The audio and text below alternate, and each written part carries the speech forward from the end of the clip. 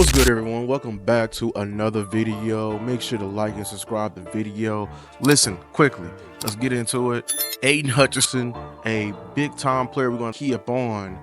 Well, rather, I will say, player scouting report, player emphasis. You know, we do everything trenches, O-line, and especially with the group we going out now. Everyone's controversial who's going to start, and our reason is who we're facing this week because of Aidan Hutchinson. Okay, he is a problem on the defensive line.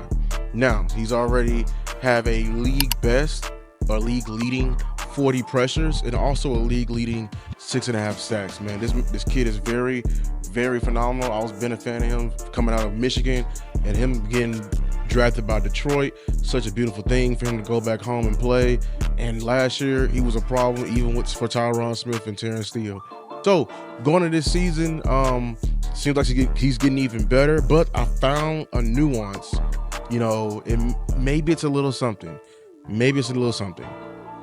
Watching the film and watching the games he played so far, shout out to Brian Broaddus for bringing this to my attention. And I had to go do my own research just to confirm. We are officially, the Dallas Cowboys, we are officially the first group of starting caliber NFL tackles that he will face. Starting caliber pair of tackles he will face. I'm saying it because they move him around a ton. He's not lined up in the same spot. Credit to his versatility, but also he's the only sense of pass rush that they have on that team. But it was very interesting to see. Like, he has been going up against pretty much backups, and I'm not talking about like the second string either. Maybe because, you know, the ESPN depth chart I'm seeing for these teams are not official, but these guys he's going up against are like third and fourth on the chart. You know what I'm saying? So that's pretty interesting.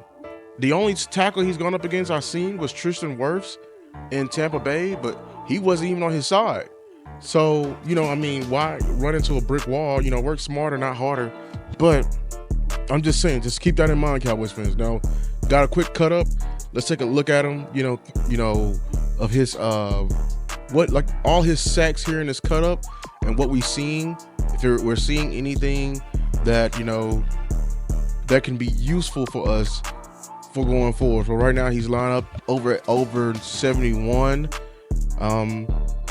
71 is like number 4 on their depth chart I saw, but anything can change.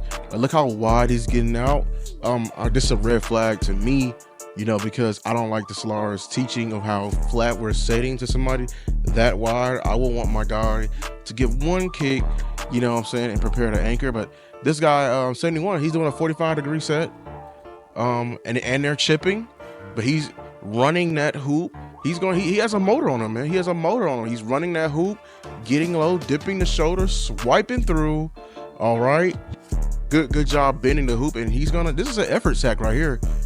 It's an effort sack right here. We got to make sure to finish our blocks this week. Terrence Steele and Tyler Guyton. We didn't do that versus I'm blanking on the guy name, number 51, that went off. I'm blanking on his name right now, but he got a bunch of effort sacks as well. It was too many times where around the time you're watching the cut up that I did on the entire O-line film, where Tyler Guyton and Terrence Steele, they pretty much like gave up in the end, thinking, I don't know, that got rid of the ball, but like, no, finish into the end.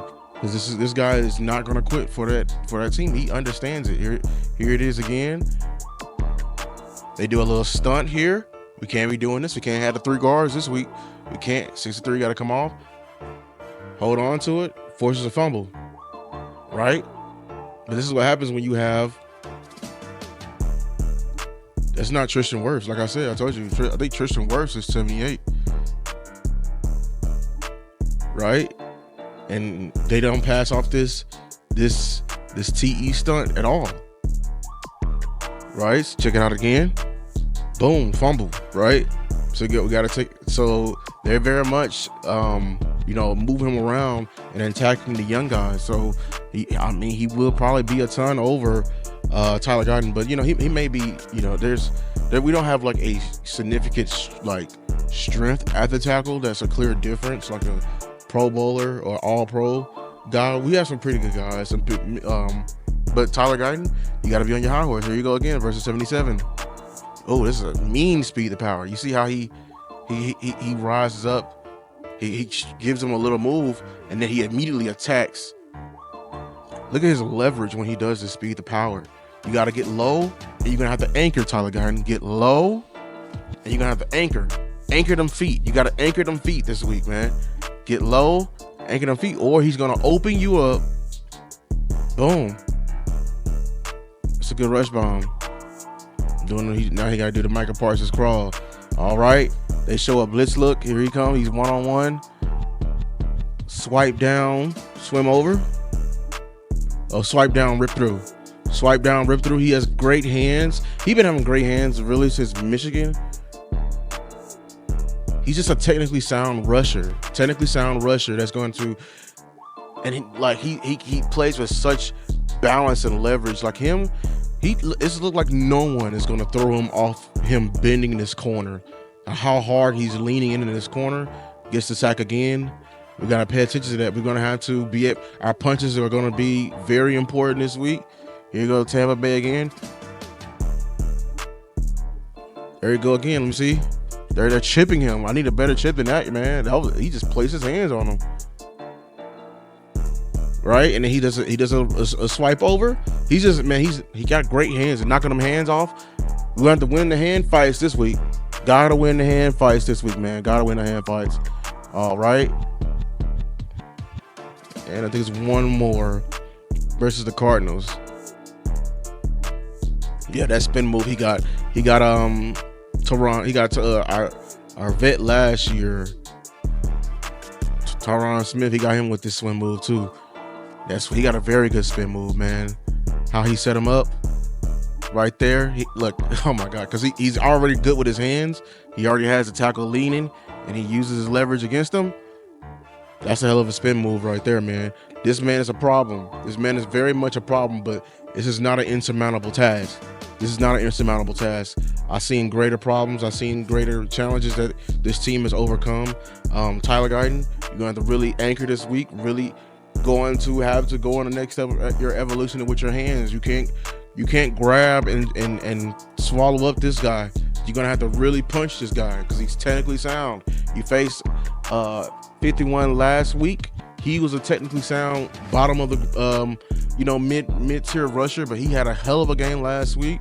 And he gave you and Tyler Smith problems. So it's very important this week, someone who is an all-pro caliber player in Aidan Hutchinson. If we get him stopped, I'm telling you, Cowboy fans, strike the band. As they say in college, strike the band. If we can get him stopped, Dak is going to carve up this secondary. He's going to carve up this secondary. But it all starts up front. You have to do your job. Remember, man, you got to have that offensive line mindset, man. You're the last ones, congratulations, but you're the first one blamed, Tyler Smith. Continue into your development and continue to get better. That's been my time, Cowboys Nation. Until next time, peace.